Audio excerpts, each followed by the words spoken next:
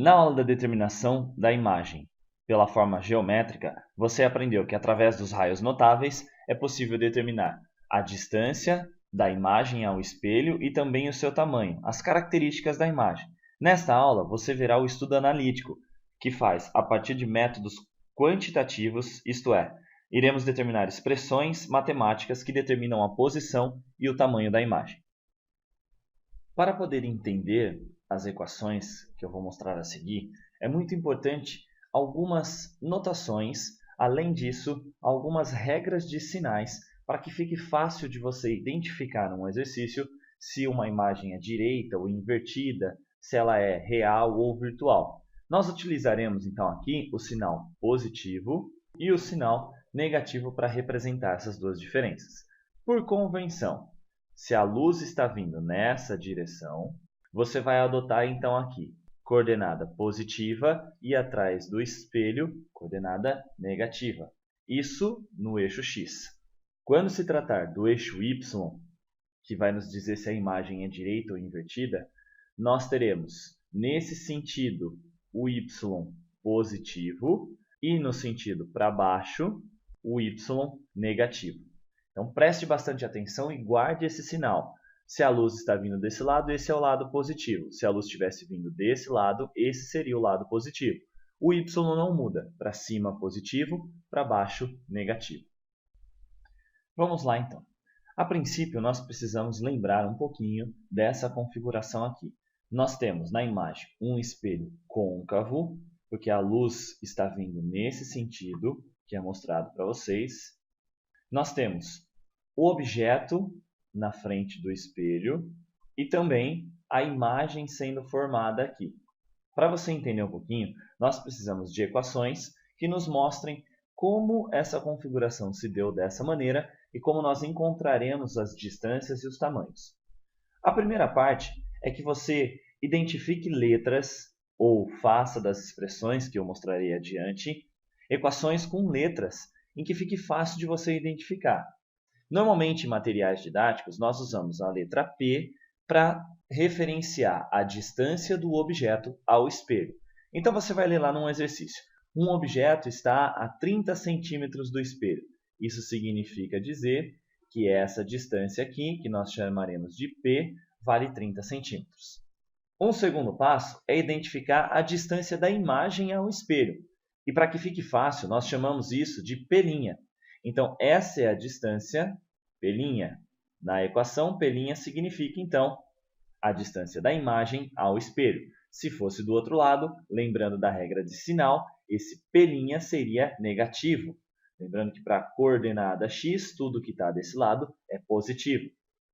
Outro ponto importante é o tamanho do objeto, que nós já estamos há algum tempo chamando de O.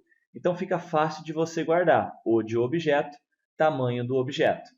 E a imagem, por consequência, vai ser representada pela letra I, que será o seu tamanho aqui. Essa indicação ela é negativa. Lembre, tudo que está abaixo do eixo principal, tanto de um lado quanto do outro, nós chamamos de negativo. E por último, nós temos aqui o aumento linear. O aumento linear já é uma das equações que mostraremos adiante, que significa o quanto a imagem é maior, igual ou menor do que o objeto. Muito importante, então, você lembrar dessas regras de sinal. O objeto ou a imagem real significa que eu tenho o P ou um P' positivo. Objeto ou imagem virtual significa um P ou um P' negativo. Toda imagem que for direita, você vai encontrar um sinal positivo. Toda imagem que for invertida, um sinal negativo.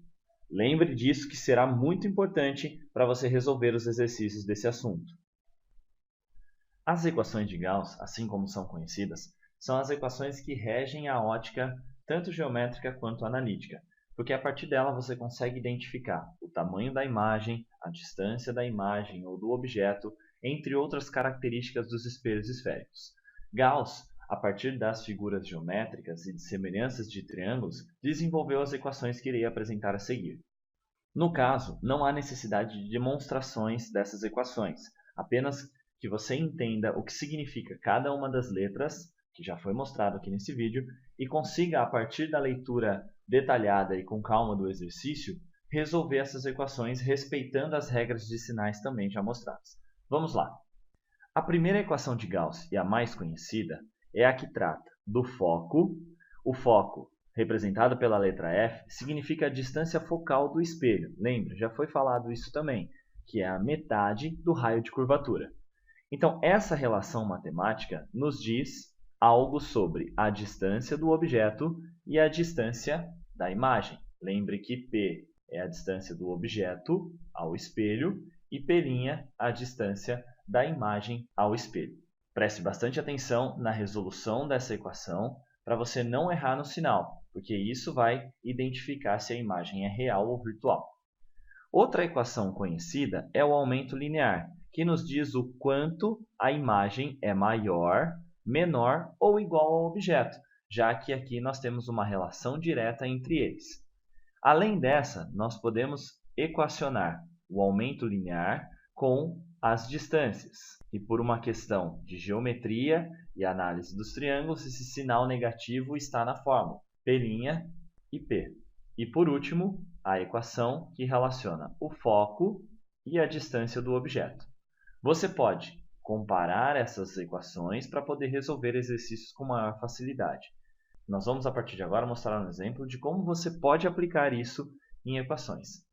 Antes disso, é importante você prestar atenção em algumas questões. Toda vez que a imagem for direita, o I é positivo. Logo, como isso faz parte de uma comparação, ela ser direita ou invertida com o objeto, se o I é direita, significa que ela está no mesmo sentido que o objeto. Dois valores positivos, isso daqui vai me mostrar que o A é positivo. Vamos colocar aqui, para você entender. No entanto, se a imagem for invertida, esse I será negativo. Um número negativo com outro positivo me dará um sinal negativo dessa equação. Toda vez que você tiver um I negativo, o seu A também será negativo, mostrando que a imagem é invertida. Se a imagem é maior do que o objeto, pense só, a imagem sendo maior do que o objeto, eu tenho um número maior dividido por um número menor. Logo, o meu A sempre vai me mostrar um valor maior do que 1. Se a imagem, por sua vez, é menor que o objeto, dividindo um número menor por um número maior, o A estará compreendido entre 0 e 1. No entanto, se a imagem for exatamente igual ao objeto, nós temos um caso que é quando o objeto está em cima do centro de curvatura, lembre lá das aulas anteriores da geometria, nós teremos aqui que o A é igual a 1. E isso te ajuda a resolver exercícios com maior agilidade. Não precisa guardar isso exatamente. A resolução e a prática vai fazer com que você guarde esses resultados do valor do A. O que você jamais deve esquecer dessas equações e que o exercício não falará para você, isso você terá que colocar nas fórmulas quando for resolver. Por convenção, o espelho côncavo tem um foco positivo. Então, o exercício está lá falando para você. Considere um espelho côncavo de distância focal 30 centímetros. Automaticamente, você pega o 30, coloca nas equações em que aparece o foco. No entanto, se o exercício fala, considere um espelho convexo de distância focal, por definição aqui, o foco é negativo. E o exercício não vai lembrar você, querido aluno, lembre de colocar o foco ou o valor negativo. Não, isso você tem que guardar das equações. E quando eu for jogar aqui na fórmula, eu vou ter que colocar o valor menos 30, usando o mesmo exemplo que eu acabei de te dar. Então, preste bastante atenção, porque isso é muito importante para a resolução do exercício.